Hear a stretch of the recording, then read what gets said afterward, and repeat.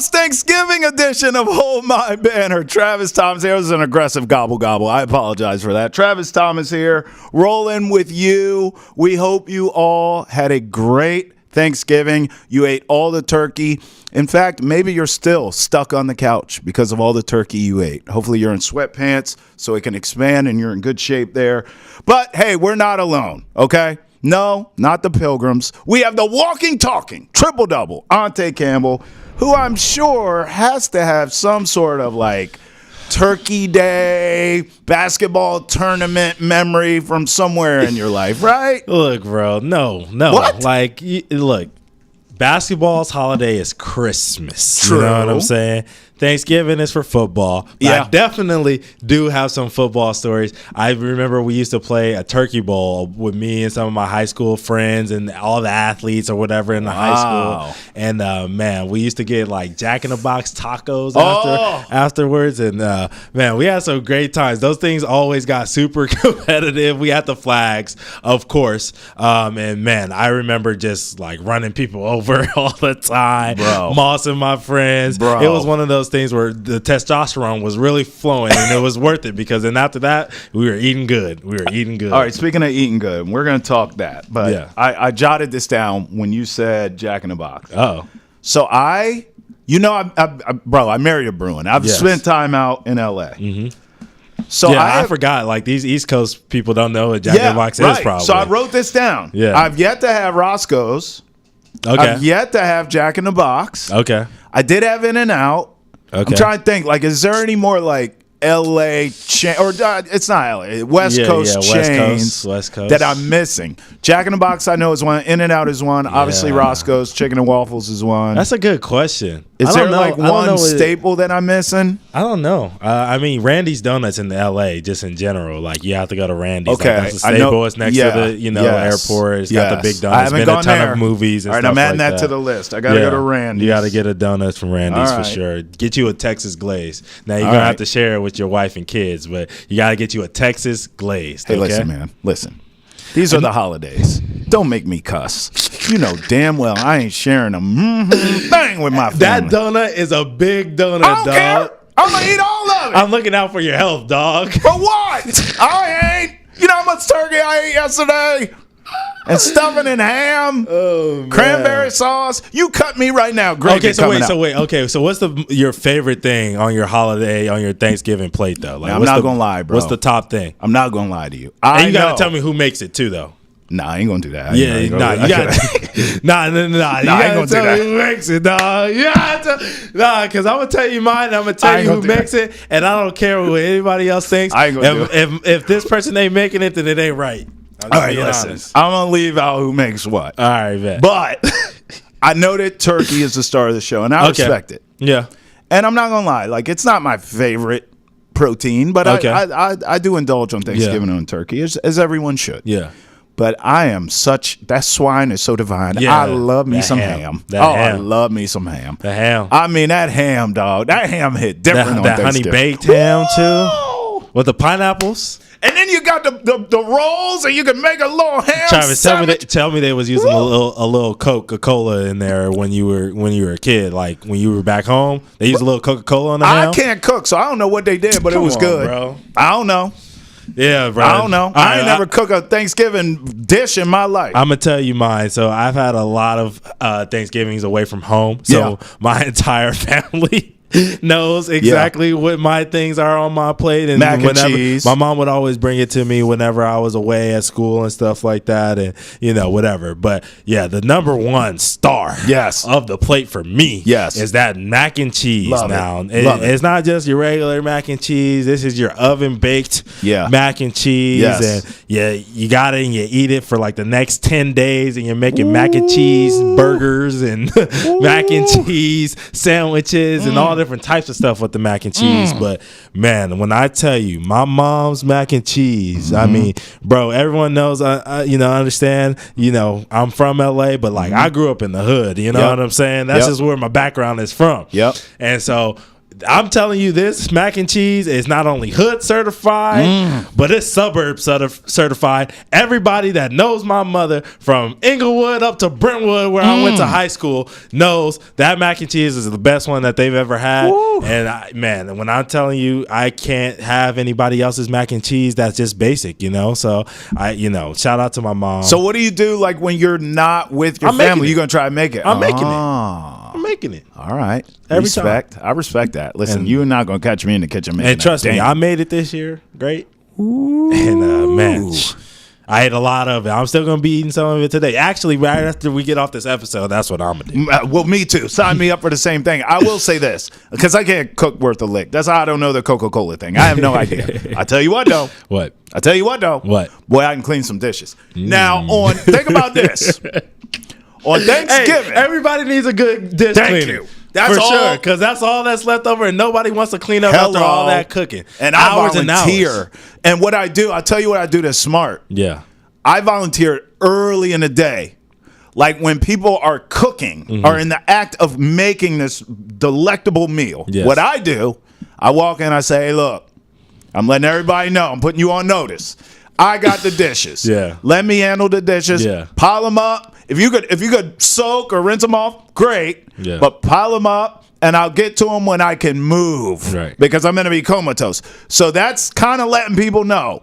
Pile them up, even if they sit there longer than you may want. You're going to get to them. I'm going to get to them. Don't rush me. Don't ask me, hey, get up from the couch when you... Nah, I'll get to him. I'm trying to get to that mac and cheese, so I'm rushing you. Can you introduce our guests for today, bro? Please.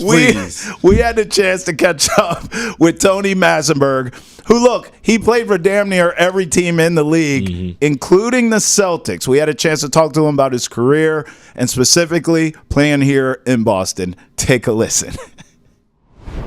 Travis Thomas and Ante Campbell here with Hold My Banner with a special guest, Tony Massenburg, former NBA player, played for damn near every team in the league, including the Celtics. Tone, that's where I want to start because you and I have talked about your time with the Celtics. I know it was brief, but in doing our research, you were here with Pitino.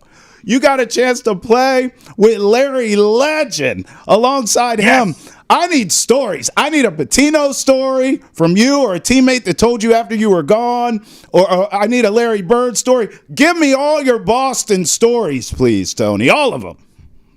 Well, I'll give you a quick Larry Bird story, actually, before I got there. I just want to, because, again, I'm going to take you back to my rookie year, right? And so coming into the league, I always looked at Larry Bird. I was like, okay, he's really good, but how good is he, right? This is young me, right? This is 19, 20-year-old me, right? I'm questioning just how good Larry Bird really is because I just, at that time, I'm like, doesn't jump real high, doesn't run real fast. Like, okay, I know he can shoot a little bit, but why is everybody having such a hard time guarding this guy? Like, I don't get it. I could guard him. So fast forward about 2 years. I'm 22 years old. I'm a rookie for the San Antonio Spurs. And so we play the Boston Celtics, and it just so happens we got some injuries on the front line. And guess who's in the starting lineup playing against the Boston? Guess who has the guard Larry Bird at the forward position playing alongside David Robinson, right? So I'm like, yes. see what's up with this guy, right?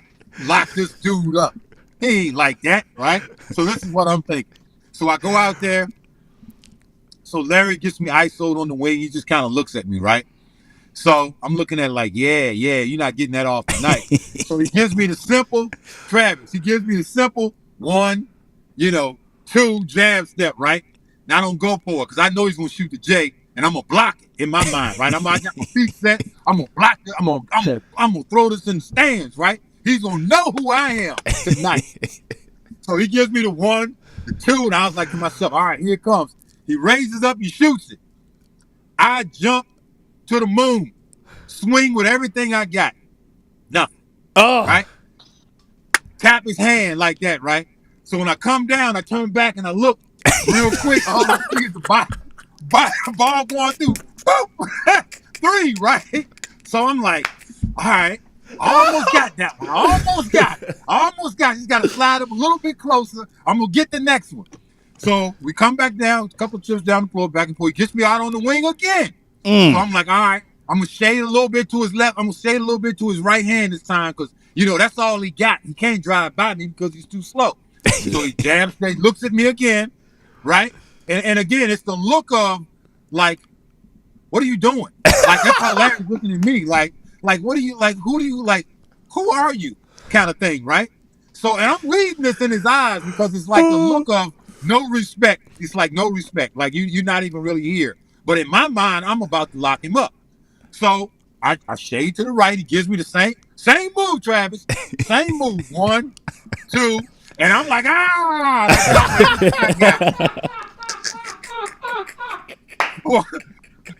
same result.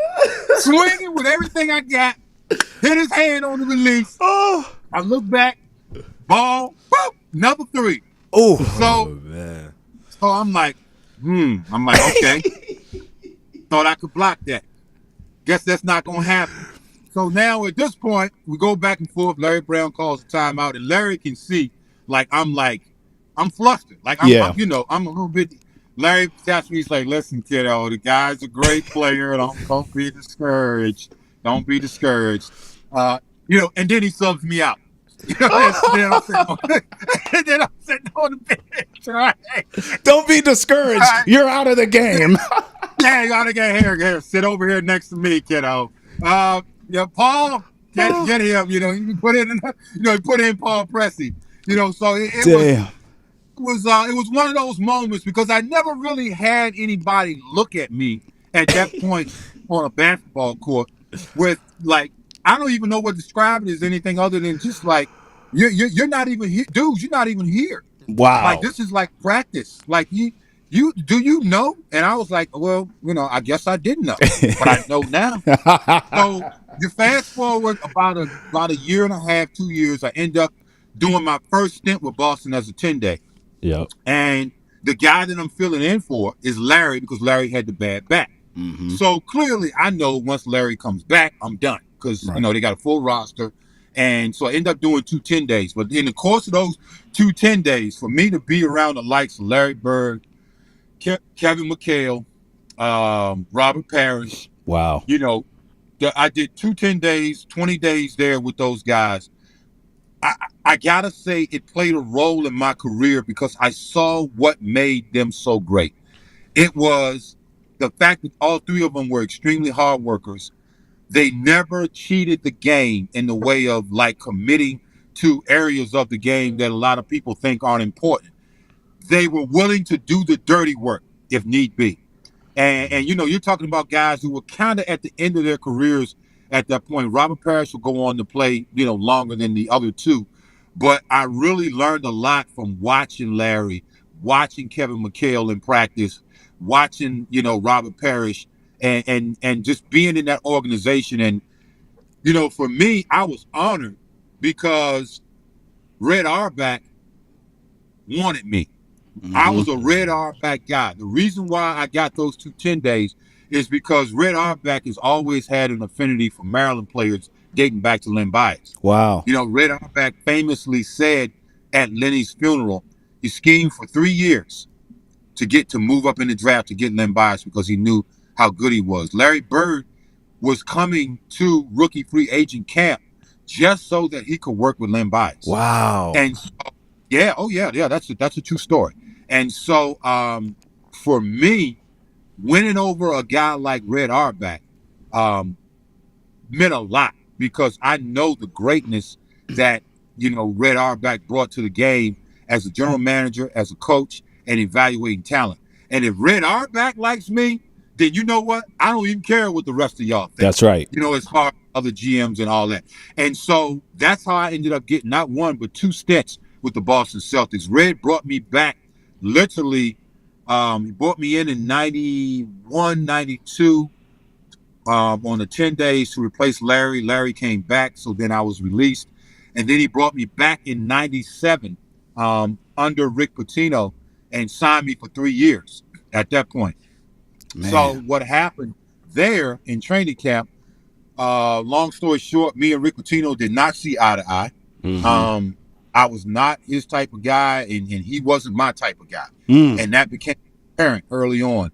And so I ended up getting traded in training camp. Now, here's the thing. Nobody remembers this, but if you go back and you look at that 97, 98 roster, there were a lot of guys that were traded. There was probably 3-4 guys along with myself who were traded in training camp. And we're not talking as part of one deal. We're talking about individual trades that were made. He even ended up trading guys that he brought in. He traded Ron Mercer, who was his guy from Kentucky and who was a rookie. He moved a guy like Chris Mills, who had just signed with the Boston Celtics for a lot more money than I did at that time. And so Chris Mills, again, veteran players struggle with Rick Pitino.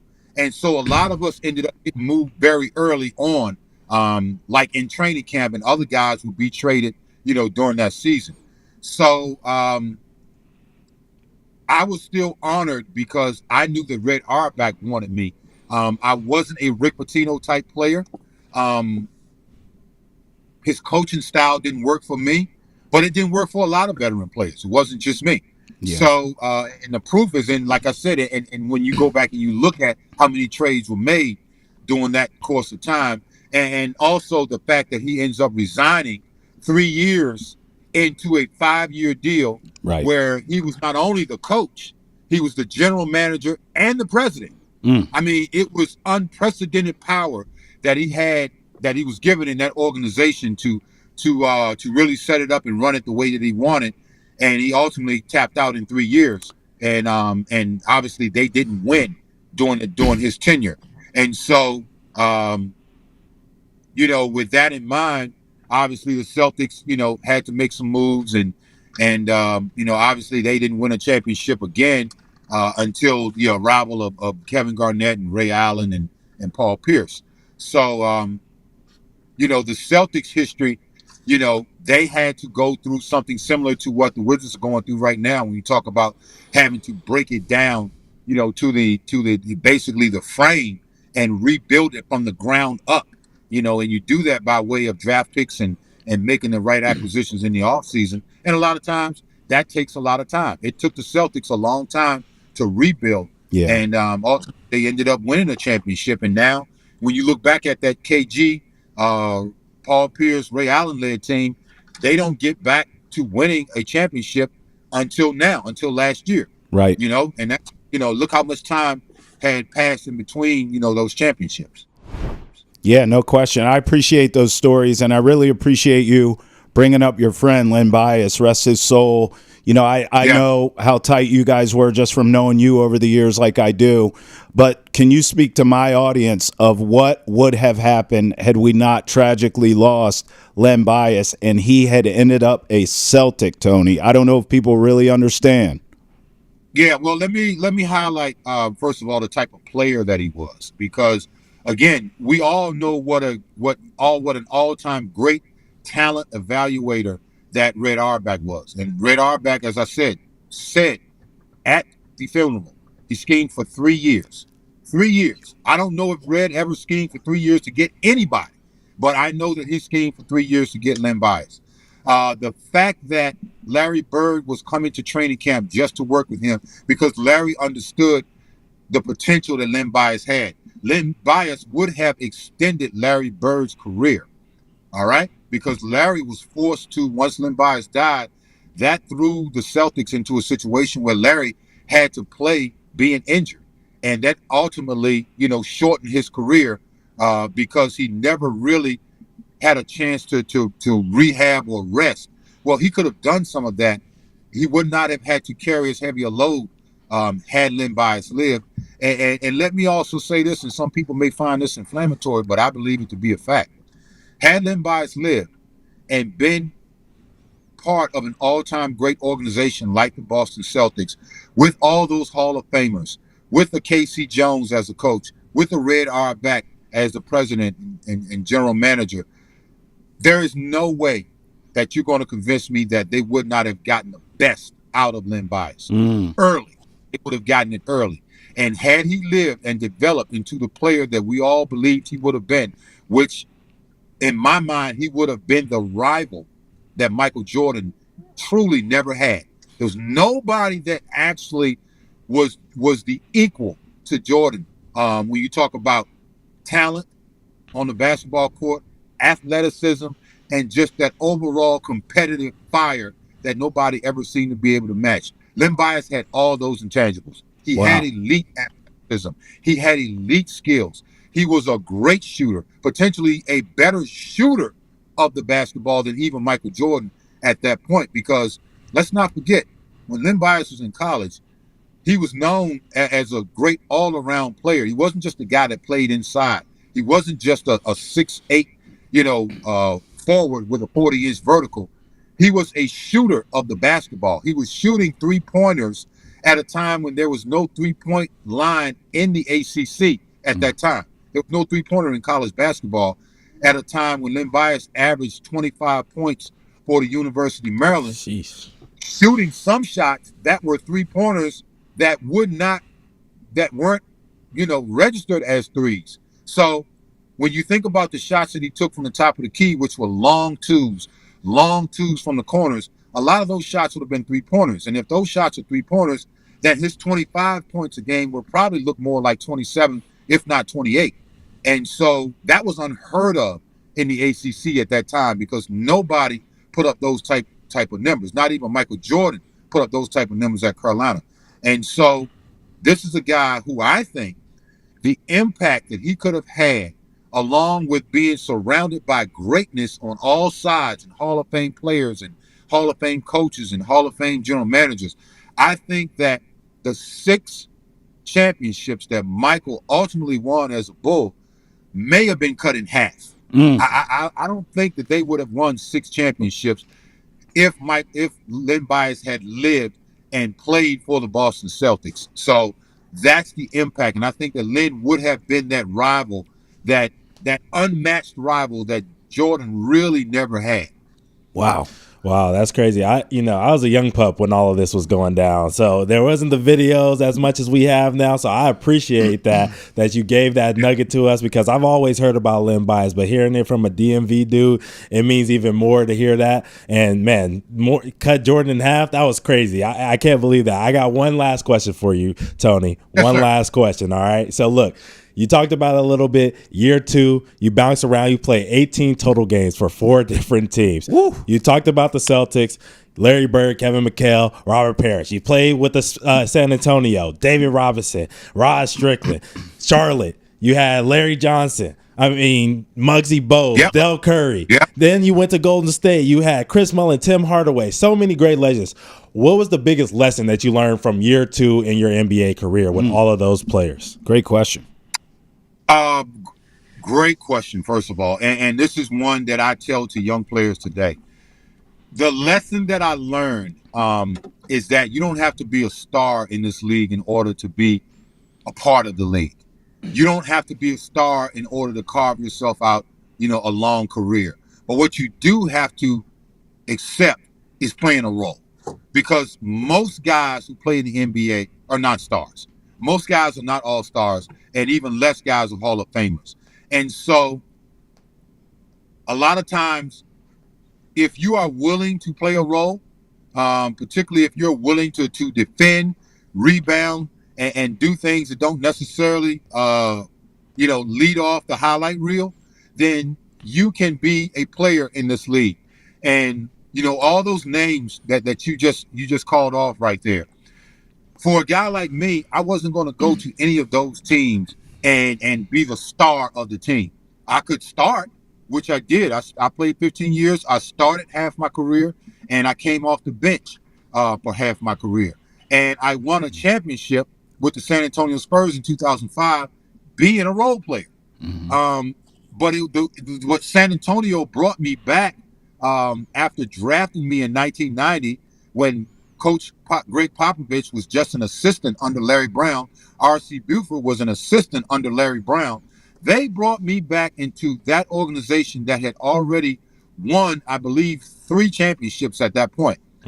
And they brought me back into that organization because they saw my growth from my rookie year up until the player I was in year 15.